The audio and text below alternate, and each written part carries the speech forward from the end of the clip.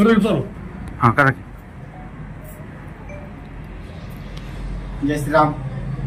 आज सिंहसेनेच्या कार्यालयामध्ये पत्रकार परिषद घेण्याचा संदर्भ असा की गेले 10-12 दिवस झाले बांगलादेशमध्ये ज्या पद्धतीनं आमच्या हिंदूंच्या वरती अत्याचार व अन्याय ज्या पद्धतीने चालू आहे त्या संदर्भामध्ये सिंहसेनेची भूमिका मांडण्यासाठी आजची पत्रकार परिषद आपण घेतलेली आहे. गेले 10-12 दिवस झालं आमच्या माता भगिनींच्या वरती, आमच्या हिंदू बांधवांच्या वरती बांगलादेशमध्ये अतिशय निंदनीय प्रकार चालू आहेत आणि ती इथपर्यंत चालू आहेत की आमच्या काही झोपलेल्या बांधवांना, आमच्या हिंदू बांधवांना अक्षरशः त्यांचे गळे कापून मारण्यात आलेले आहे. त्या ठिकाणी आमच्या हिंदू माता भगिनींची झोपलेल्या ठिकाणी त्यांची आबरू लुटली गेलेली आहे. तर त्याचा तीव्र पद्धतीने निषेध करण्यासाठी आजची पत्रकार परिषद आहे. सतत आमच्या हिंदूंच्या वरती, हिंदू धर्मावरती सतत अन्याय चालू आहे, सतत अत्याचार चालू आहे आणि आमचे पाहत राहायचं का? या हिंदुस्थानामध्ये केंद्रामध्ये हिंदूंची सत्ता आहे आणि या राज्यामध्ये, या महाराष्ट्रामध्ये आज हिंदूंची सत्ता आलेली आहे. आम्हाला या राजकीय नेत्यांच्याकडून, या लोकांच्याकडून एक हिंदू म्हणून एवढीच अपेक्षा आहे. आमचे देशाचे पंतप्रधान आदरणीय श्री नरेंद्र मोदी असतील किंवा आता आपल्या महाराष्ट्राचे आताचे आपले मुख्यमंत्री देवेंद्रजी फडणवीस असतील, त्यांनी या विषयावरती आवाज उठवायला पाहिजे आणि जे हिंदूंच्या वरती बांगलादेशमध्ये जे अत्याचार, अन्याय चालू आहे ते कुठेतरी थांबले पाहिजेत. आणि त्यातून आजची पत्रकार परिषद घेण्याचा संदर्भ असा की आमच्या महाराष्ट्रामधल्या, या हिंदुस्थानामधल्या आम्हाला या हिंदू समाजालाही आवाहन करायचं आहे की आपण बघतच बसण्याची भूमिका पाडायची का? आपण कधी जागा होणार आहे? काही ठिकाणी काही पक्ष, काही संस्था, काही संघटना याचा निषेध करत आहेत, मोर्चा काढले जात आहेत, त्यांच्या भावना त्या तीव्रपणे रस्त्यावरती मांडत आहेत.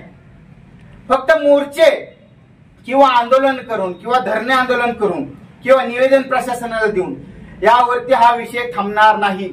सतत जर हिंदूंच्या वरती अन्याय, अत्याचार जर होत असेल तर फक्त आपण मोर्चे किंवा निवेदन, या हरामखोरांची तर आम्ही धंदे चालवायचे का? तिथं जर आमच्या हिंदू मातांच्या वरती, आमच्या बांधवांच्या वरती जर अन्याय होणार असेल आणि तर जर ह्या भडव्यांचे आम्ही जर धंदे चालवायचे असतील, यांचे उद्योग क्षेत्र जर आम्ही चालवायचे असतील तर हे आम्ही सहन करणार नाही. लक्षात घ्या. इथं जेवढे बांगलादेशी आपल्या तालुक्यामध्ये असतील, जिल्ह्यामध्ये असतील, या महाराष्ट्रामध्ये असतील, आम्ही इथून पुढे येणाऱ्या 2 दिवसामध्ये जशाच तसं उत्तर द्यायला चालू करणार आहे. लक्षात घ्या. आज प्रत्येक व्यवसायामध्ये इथं रोहिंग्या मुसलमान आहेत. या महाराष्ट्रामध्ये, या महाराष्ट्राच्या प्रत्येक ग्रामीण भागामध्ये बांगलादेशी मुसलमान आहेत. तुम्हाला आपल्या शहरामध्ये मी किती मुसलमान दाखवू बांगलादेशी? त्यांचे इथे मतदान ओळखपत्र आहे, आधार कार्ड ओळखपत्र आहे, इथं राशन कार्ड इथं आहे. कोण यांना काढून दिलं? कशांना इथं सगळे कागदपत्र मिळतात? याला जबाबदार कोण आहे? आणि या जर भडव्यांना तिकडे आमच्यावर अत्याचार, अन्याय करणार आणि इथं आम्ही त्यांना पोचणार का? हा इशारा आहे मला प्रशासनाला आणि माझ्या हिंदू समाजालाही मला सांगायचं आहे. तातडीनं आपण पेटलं पाहिजे. मला सर्व संघटनांनाही सांगायचं आहे, सकल हिंदू समाजाला मला सांगायचं आहे की आपण रस्त्यावरती उतरलो पाहिजे, याचा निषेध केला पाहिजे. अनेक खपून घेता कामा नाही. हा हिंदुस्थान 1970चा राहिला नाही. लक्षात घ्या. सर्व धर्म समभाव वगैरे वगैरे. आमच्या धर्मावर जर कोण वाकड्या नजरेने जर बघितलं तर आम्ही त्याचे डोळे काढू. हे मला, आणि हे जर विधान मी करत असेल अत्यंत गंभीर पद्धतीने मी विधान करतोय. तो हिंदू समाज राहिला नाही 1970च्या सालातला, एवढं सांगायचं आहे मला. आमच्या माता भगिनीने जर कोण डोळे वाकडे करत असेल तर त्या भडव्यांचा मी डोळे काढून हातात देऊ. दुसरा विषय, या विटा शहरामध्ये असंख्य बांगलादेशी आहेत, त्यांना पण आम्ही येणाऱ्या 2 दिवसामध्ये फोडून काढणार आहे, एवढं लक्षात घ्या. हे आपल्या माध्यमातून मला सांगायचं आहे. आणि सकल हिंदू समाजालाही मला सांगायचं आहे, मला नम्र आवाहन करायचं आहे. निवडणुका वगैरे झाल्या आणि त्यांच्या मागे तुमचं पळून झालं, धर्मासाठी आता आपल्याला रस्त्यावर यावं लागतंय आणि यावंच लागतंय.